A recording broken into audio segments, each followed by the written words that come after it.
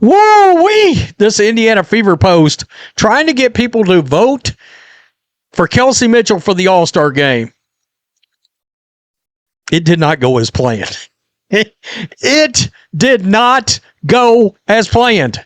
Let's talk about what's really happening inside the Indiana Fever organization, because the cracks are getting harder to paper over.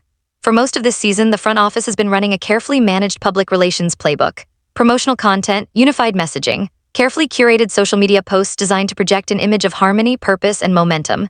They want fans to look at the glossy campaigns and the pregame hype reels and feel good about where this franchise is headed. But the fans who actually watch this team, game after game, possession after possession, they're seeing something very different.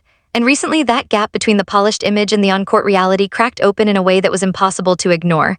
It started with something that should have been completely routine. The organization launched an all-star voting campaign for Kelsey Mitchell. Simple enough, right? Franchises do this every single year. You push your veterans, you rally your fan base, you try to get your players recognized on the national stage. Nobody blinks twice. But this particular campaign landed at the worst possible time, and the response from the Fever fan base was nothing like what the front office expected. Instead of flooding the platforms with votes and enthusiasm, fans... I love her. When she gets the ball, I can go to the fridge and get a beer. No. The fan... Hard. They used the campaign as an opportunity to voice something they had clearly been holding in for weeks. The frustration wasn't directed at Kelsey Mitchell the person or even Kelsey Mitchell the basketball player. It was directed at what watching this offense actually feels like when the ball gravitates to isolation basketball. When one player controls the rock for the bulk of the shot clock while everyone else on the floor stands around and watches, the energy drains out of the building fast. The ball stops moving. The defense sets up comfortably. And what follows is usually a contested low-percentage shot that leaves everyone groaning. Now let's be absolutely clear here, because fairness matters in this conversation. Kelsey Mitchell is a legitimate basketball player. She is a capable scorer, someone who can get hot and put up real numbers on any given night. In the game we're discussing, she finished with 19 points. That is not nothing. A 19-point performance is a meaningful contribution to a winning effort. The issue fans are raising is not about whether Mitchell belongs on this roster. The issue is about where the ball needs to live in critical moments, and whether the offensive philosophy being deployed is actually maximizing what this team can be. Because here is the reality that every Fever fan understands at this point. When one of your role players, however talented, is holding the ball in isolation while the league's most dangerous offensive weapon is standing 20 feet away without the rock, something has gone wrong. The gravitational pull that Caitlin Clark generates simply by being on the floor creates opportunities that only exist because defenses are terrified of her. When you don't use that gravity, when you don't funnel the game through her hands and her decision-making, you're leaving the single most powerful weapon in your arsenal sitting untouched on the shelf. Fans don't just notice that, they feel it. To make it a 98-94 game, Caitlin Clark comes back in. You're thinking to yourself, you're obviously going to go to Caitlin Clark, right?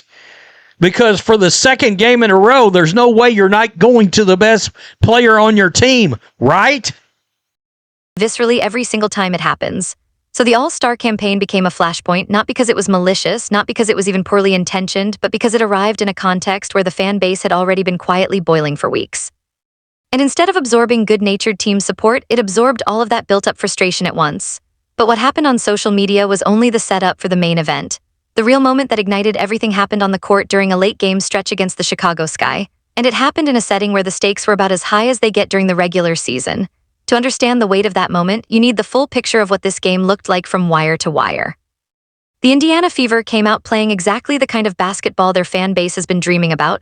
Sharp ball movement, aggressive pace, multiple players getting involved. They were clicking on both ends, building what looked like a commanding, comfortable lead against a Chicago Sky team that entered the night sitting at just 4 wins and 9 losses. The Fever looked like the team everyone believes they can be when everything is working. It felt like a statement game in the making. Then the third quarter happened. In what can only be described as a total defensive collapse, the Indiana Fever allowed the Chicago Sky, again a 4-win team, to pour in an almost incomprehensible 39 points in a single quarter. 39, the rotations broke down, the communication evaporated, the energy that had been propelling them through the first half completely disappeared, and suddenly a lead that felt untouchable was gone. A game that should have been a comfortable win had transformed into a desperate possession-by-possession fight for survival. The tension inside that building was suffocating, and it stayed that way all the way into overtime. Through every chaotic swing, through every moment. Kelsey Mitchell, some more points. Look at Caitlin Clark. Her hands up. What the heck happened? Kelsey Mitchell drops the pass. She knows they messed up. They try to get cute. Why would you do that? But look at this. She's going to muster up some words and try to explain why she changed the play to get Kelsey Mitchell the Momentum shift through every moment where it felt like the game might slip away entirely. One player was the reason the Indiana Fever stayed in it. Caitlin Clark was transcendent, 32 points, 10 assists, 7 rebounds. And the number that still sounds almost unreal when you say it out loud: 15 free throw attempts, 15 makes, not a single miss. In an overtime game with everything on the line in the most pressure-filled environment imaginable, she stepped to the line 15 separate times and converted every single one. That is not luck. That is not a hot streak. That is elite-level composure that belongs in a completely different category from what most basketball players are even capable of. That performance, taken in its entirety, was a masterclass in carrying a franchise through adversity.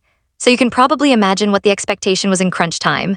The crowd knew, the broadcasters knew, the coaches across the league watching from home knew. When you have a player who just went 15 for 15 from the line, who finished with a 32-point double-double, who is objectively the best player on the floor by a significant margin, you run your late-game offense through that player. You put the ball in her hands. You let her read the defense, make decisions, and either score or create for a teammate. That is basketball at its most basic and its most correct. Instead, Stephanie White drew up a play designed to get the ball to Kelsey Mitchell in a contested spot, on the floor, in overtime. Look, there is a version of this conversation where you hear the coaching staff out and acknowledge the nuance. Late-game offense is complicated. When a defense knows where the ball is going, you can sometimes use Look like you explain hate why her she so changed the much. play to get Kelsey Mitchell the ball. Caitlin Clark, look at her face. She's lost all hope, all faith in Stephanie White. She said no. You know the play. Oh my gosh. Wow. use that knowledge against them, design a play that exploits their overcommitment to stopping the star and finds a secondary option in a cleaner look. That theory is real. Coaches at every level of basketball use misdirection and deception in crunch time. It can work. It did not work here. The pass was forced into traffic. The ball was fumbled away. A possession that could have iced the game, or at minimum kept the Fever in control of their own destiny, turned into a turnover at the worst possible moment. And the play didn't fail because of bad luck or an exceptional defensive play. It failed because the defense wasn't fooled. They didn't bite. They read it exactly right. And when you bypass your best player in crunch time and the gamble doesn't pay off, there is absolutely no hiding from the decision that was made. But here's what actually captured the basketball world's attention. It wasn't the turnover itself. It was what the camera caught immediately after. Caitlin Clark's reaction, raw, unfiltered, and completely involuntary, said more than any post-game press conference ever could. She threw her hands up. The expression on her face was visible exasperation, the kind you can't manufacture and can't walk back. And then, as players gathered on the sideline in the immediate aftermath, the body language between Clark and the coaching staff told a story that words were struggling to tell. This was not the standard frustration of a competitive. Ow. That is not the look. That is not the reaction of a trustworthy relationship. Of course, in public, they're never going to admit that. Oh, everything's great. Both parties are gonna act like everything's fine. All the other teammates are gonna act like everything's fine. Player reacting to a bad bounce or a missed shot. Anyone who watches basketball regularly knows the difference between those two things. This was the reaction of a franchise cornerstone who looked at what just happened and could not believe it. A player who stepped onto that court expecting to be trusted with the game, who had spent the entire night earning that trust one possession at a time, and instead watched the organization make a different call in the moment that mattered most. That kind of footage is not something you can spin. You can send out all the promotional campaigns and unified messaging you want. You can hold all the press conferences in the world and talk about chemistry and trust and building something together. But when the cameras catch that moment, that genuine, unscripted reaction from your most important player, it becomes the story. It becomes the frame through which every subsequent moment gets interpreted. And the reason this particular moment hit as hard as it did isn't because one questionable play call happened in one overtime game. Coaches make questionable decisions every night across every sport. You can find something to second guess in virtually any late game sequence if you look hard enough. The reason this resonated so deeply is because it doesn't exist in isolation. In case you haven't noticed, we're down to this happening on a game in and game out basis now. It exists inside a pattern that fans have been clocking all season long. This is the accumulation effect, and it's one of the most powerful forces in professional sports. When you watch a team regularly enough, you start to notice the recurring moments. You start to feel the patterns before you can even articulate them. And what Fever fans have been feeling, whether it's the offensive stagnation, the questionable rotation decisions, the moments where the ball doesn't find Clark in situations where it obviously should, is that these things keep happening, not once, not twice, with a consistency that makes it impossible to write off as coincidence or bad luck. There is a fundamental philosophical question sitting at the center of all of this, and the Indiana Fever organization needs to answer it. Do you build the entire offensive infrastructure around the instincts of a generational point guard and give her the freedom to process the game and create? Or do you ask that generational talent to subordinate her instincts to a more structured, veteran-oriented system where the ball moves according to a predetermined hierarchy? Neither philosophy is automatically wrong. Basketball history is full of championship teams that thrived on rigid structure and discipline. It's also full of dynasties built almost entirely on unleashing a dominant player and letting them bend the game to their will. Seen it over time where players were like, nah, this ain't it. This ain't going to happen. Tell me what.